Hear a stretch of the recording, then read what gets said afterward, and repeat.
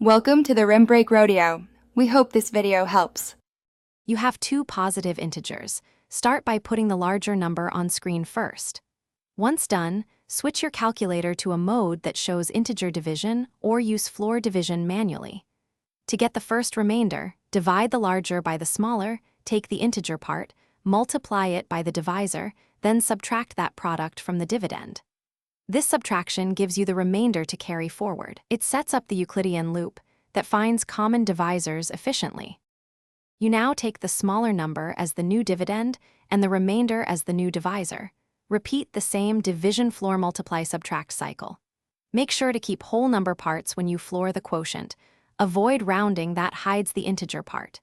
Each step reduces the size of the numbers quickly because remainders are strictly smaller, so the process converges.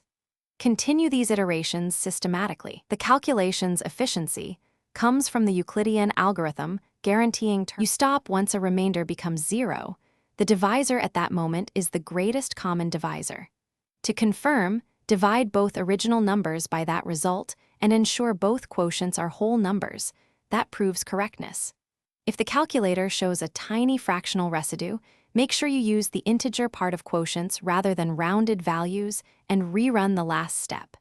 If you still see problems, repeat the previous iterations slowly, floor the quotient, then multiply and subtract exactly, and you'll resolve most errors. Thanks for watching. Consider subscribing if we helped you.